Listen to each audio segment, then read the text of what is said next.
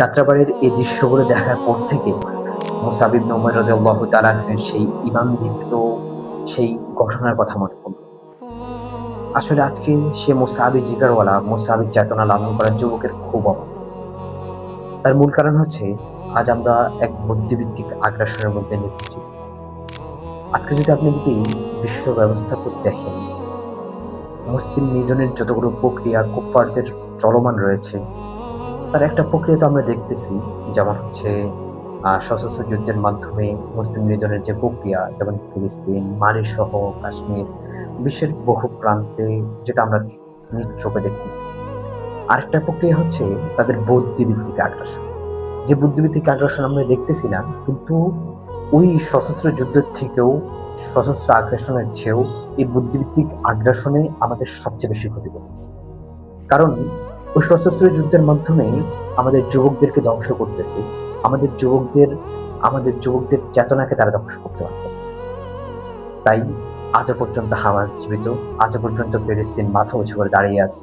কিন্তু যে বুদ্ধিভিত্তিক আগ্রাসন নিয়ে তারা সামনে এগোচ্ছে, এর মাধ্যমে আমাদের যুবকদের মন, মস্তিষ্ক সবকিছু তারা বিগড়িয়ে দিবে, যাতে করে আর বোমা মারার প্রয়োজন হবে না। এমনিতেই তারা শেষ হয়ে যাবে।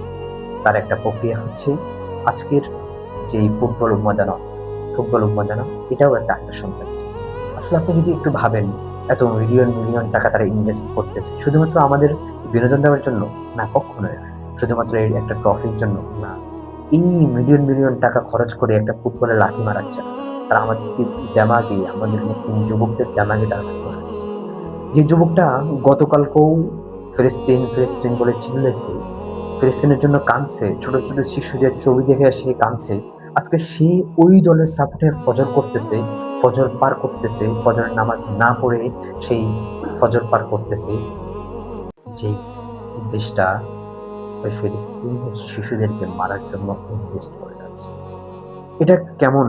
আমি এর বাস্তবতা বা এই দেমাগটা কেন বিগড়ে যাচ্ছে যুবকদের, সেটার বাস্তবতা জানি না। কিন্তু আজকে অনেক রকমের পোস্ট দেখেছি বা অনেক রকমের বাস্তবতা অনেক রকম বলেছে যে আজকের যুবকরা এমন হওয়া উচিত ছিল, ফজরে যদি এমন হতো তাহলে হতো। ভাই, আমরা আমাদের বাস্তবতা, আমরা আমাদের যুবকদেরকে ফেরাতে পারিনি। কুফফাররা তাদের আগ্রাসনে তারা সফল হয়েছে, তারা সফলতার হাসি হাসতেছে। সো এখন আমাদেরকে এগিয়ে আসতে হবে। এটা নিয়ে সমালোচনার কোনো কিছু নেই।